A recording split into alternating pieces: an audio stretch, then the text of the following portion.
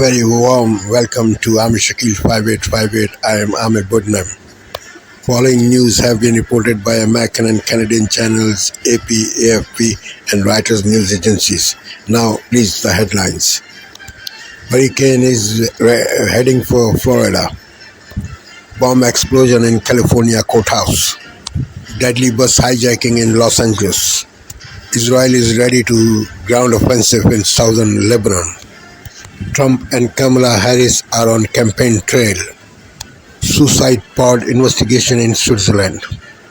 Nuclear threat in Iran and Ukraine. Russian strike on Ukraine. On Wall Street, Dow Jones Industries went down, Nasdaq went up, and S&P 500 went down. Now watch the channels, please. Tonight, Hurricane Helene gaining strength, expected to slam Florida as a major Category 4 storm. Helene rapidly intensifying as it closes in on Florida's Gulf Coast and its capital, Tallahassee. Set to become the most powerful hurricane to hit the U.S. in 2 years. Life-threatening storm surge up to 20 feet. States of emergency in Florida, Georgia, and the Carolinas. Mandatory evacuations, miles of traffic as the race to get out is on. Al Roker standing by with the new track. Also breaking tonight, the IED exploding at a California courthouse. 6 injured, a suspect in custody. Deputies pinning him down as he screamed at the top of his lungs. What was his motive? The deadly bus hijacking in Los Angeles. A gunman leading police on a chase for more than an hour. Police using flashbangs to enter that bus. How the driver escaped and the life-saving training police say he used to alert authorities. Overseas, Hezbollah fires a missile on Tel Aviv for the first time. Is Israel preparing for a ground offensive in Lebanon? The new troubles for the Secret Service. The agent on leave tonight after law enforcement sources said he allegedly sexually assaulted one of Kamala Harris's staffers.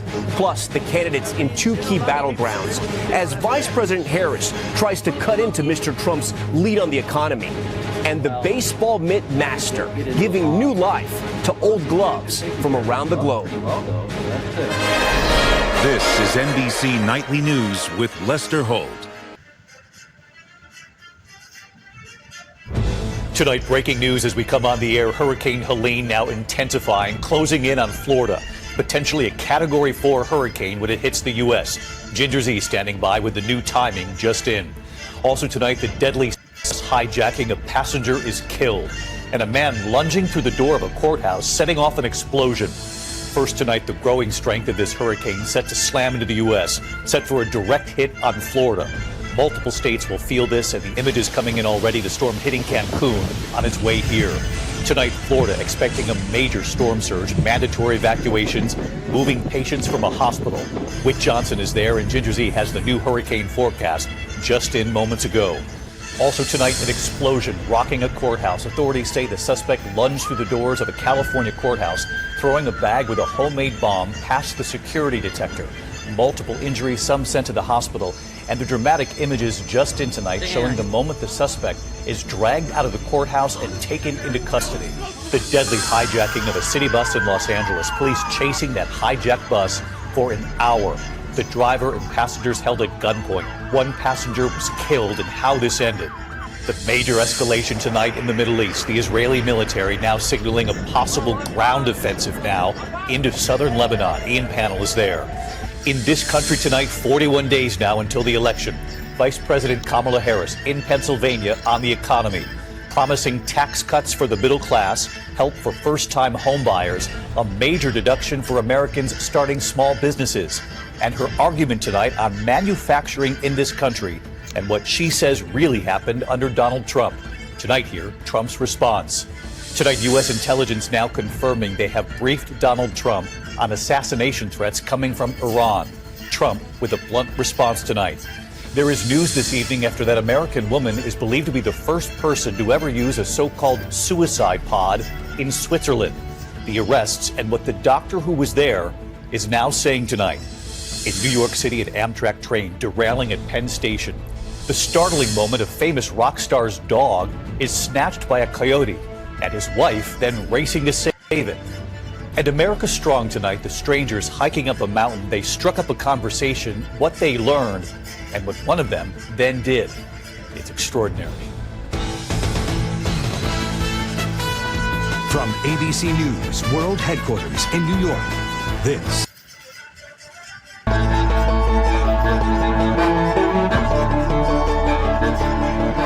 Tonight, our year-long investigation into online romance scams shifts focus from victim to scammer. We've been sharing heartbreaking stories of people fleeced out of their life savings by scammers who prey on their lonely hearts. So who would do something like this? Well, in tonight's Eye on America, CBS's Deborah Patta takes us on a stunning journey to the West African nation of Ghana, inside the secret rooms where these multi-million-dollar schemes are hatched. Down a dusty alley in Accra, young men cast off their true identities as they enter this apartment. They call it their hustle kingdom. Meet Ghana's Yahoo boys, online fraudsters who swindle Americans out of millions of dollars by luring them into romance scams. I go on online dating sites.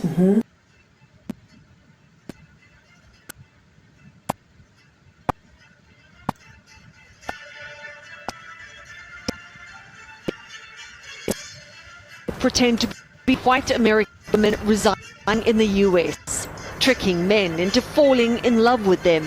But these are small-time hustlers working for a boss who sets them up with phones, laptops, electricity and internet. There are hundreds more underground boiler rooms just like this throughout Ghana. I'm the mastermind behind the whole. That syndicate boss Voodoo, together with a senior member who calls himself Kola. They've agreed to speak to us on condition we conceal their identities. I come from a poor family and a poor background. And in a world connected by the click of a button, they've turned to cyber fraud. How am I going to survive? Kola's a university graduate who can't find a job. I feel disappointed, like I didn't go to school to do this. Sometimes we take money from people, imagine that is my dad.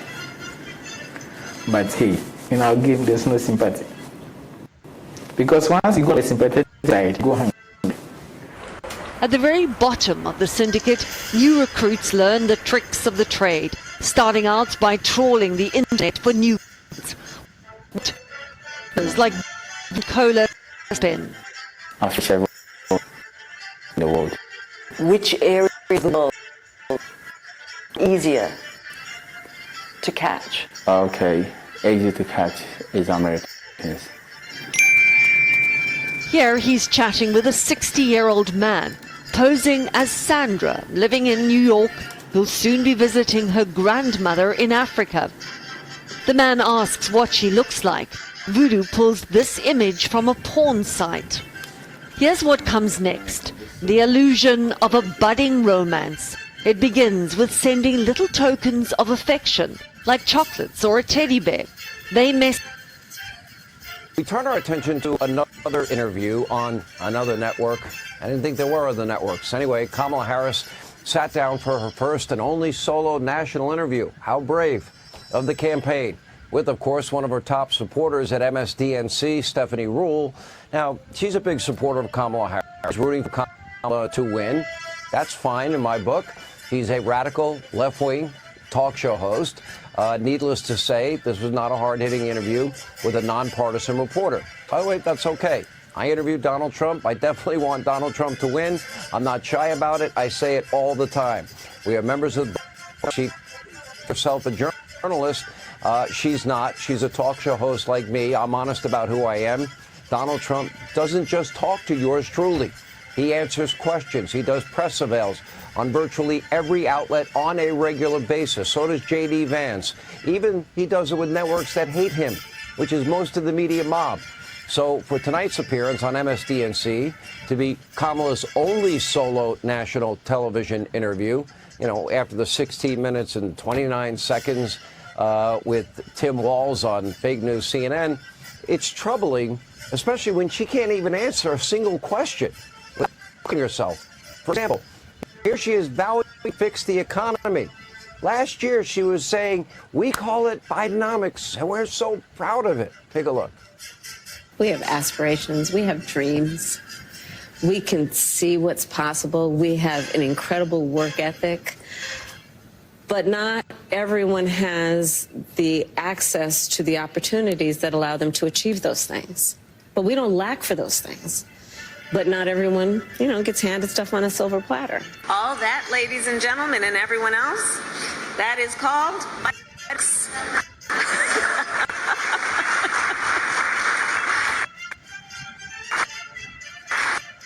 it's called Bidenomics, and we are very proud of Bidenomics. The giggling vice president, proud of Bidenomics, until finally now the realities set in that, I'm not so proud. Also, she talked about fixing the border, but during the very height of the border crisis, your border czar kept telling you the border's secure when it never was, and everybody knew it. Take a look. Well, first of all, we do have a broken immigration system, and it needs to be fixed. The border is secure. You're confident this border is secure? We have a secure border, and that is a priority for any nation, including ours and our administration. Never mind, she wants free housing, health care, food, education, amnesty, and, sex change operations for illegal immigrants to reward them for their illegal behavior. Is Kamala ever going to explain blatant lies? Is she ever going to be asked by the media? I doubt. My fellow New Yorkers, it is now my belief that the federal government intends to charge me with crimes. If so, these charges will be entirely false, based on lies. But they would not be surprising. I always knew that if I stood my ground for all of you, that I would be a target. And a target I became. For months, leaks and rumors have been aimed at me in an attempt to undermine my credibility and paint me as guilty. Just this past week, they searched the home of our new police commissioner, looking for documents from 20 years ago, just 1 week after he joined my administration. Enough. I will fight these injustices with every ounce of my strength and my spirit. If I'm charged, I know I am innocent. I will request an immediate trials so the New Yorkers can hear the truth. New Yorkers know my story. They know where I come from. I have been fighting injustice my entire life. That fight has continued as your mayor. Despite our pleas, when the federal government did nothing as its broken immigration policies overloaded our shelter system with no relief, I put the people of New York before party and politics. Now, if I am charged, many may say I should resign because I cannot manage the city while fighting the case. I can also understand how everyday New Yorkers will be concerned that I cannot do my job while I face accusation. But I have been facing these lies for months, since I began to speak out for all of you and their investigation started. Yet the city has continued to improve. Make no mistake, you elected me to lead this city, and lead it I will. I humbly ask for your prayers and your patience as we see this through. God bless you, and God bless the city of New York. Thank you.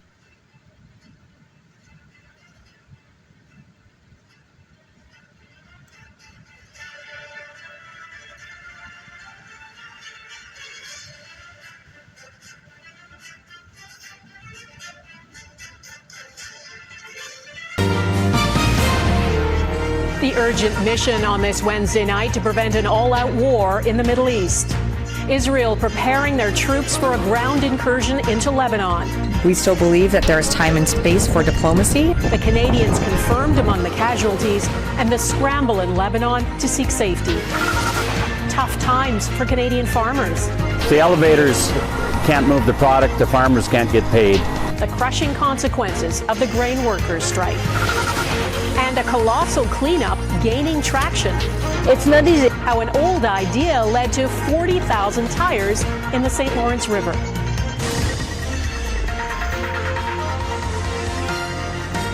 Global National with Donna Friesen. Good evening and thanks for joining us. Israel. Tonight, the Prime Minister accuses the Conservatives of making a homophobic comment in the House of Commons. Mr. Speaker, standing up to bullies requires us to call them out on their crap sometimes, and that's what I will do. The heated debate and the confidence vote. The Liberals survive but face a new ultimatum to avoid an early election. A mother and father are two Canadians killed in Lebanon. I called my mom early in the morning. I told her, listen, you guys get on leave. It's unsafe. Plus, CBC News is in northern Israel, where the military says it's preparing for a possible incursion into Lebanon. And why Ontario's premier wants to tunnel under Canada's biggest and busiest highway. I'll tell you one thing, we're getting this tunnel built. We'll dig into the plan. From CBC News, this is The National with Chief Correspondent Adrian Arsenault. Thanks for joining us. Good evening. Thanks for joining us. We begin tonight with breaking news. Evacuations are underway west of Grand Forks at this hour due to an aggressive, out-of-control wildfire. Lauren Pullen is following this in the Breaking News Center. Lauren, what more have we learned? Mijung, an emergency alert was sent out not long ago, warning the Goosemas wildfire poses a threat to life and safety. Tactical evacuations are underway right now along Highway 3 and Highway 41, which means that emergency crews are going door to door to get people out as quickly as they can. 156 homes have been evacuated. Another 113 are under alert. No word at this point how close that blaze is to any homes, but the Regional District of Kootenay Boundary says no structures have been lost at this time. That 200-hectare fire started south of the border, but it is moving north, prompting those evacuations here.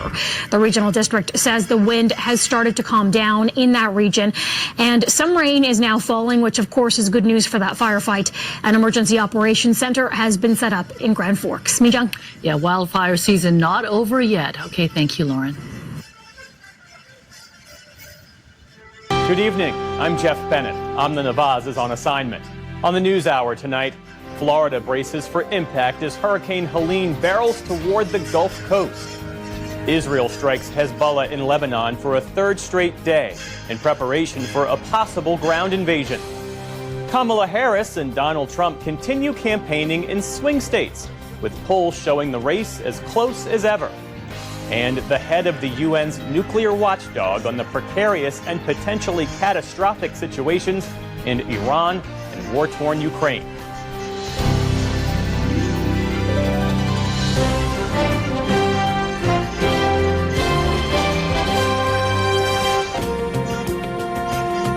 I'm Stephanie Tsai with NewsHour West. Here are the latest headlines. At the United Nations General Assembly today, Ukrainian President Volodymyr Zelensky sought to keep the world's attention on his country's war against Russia.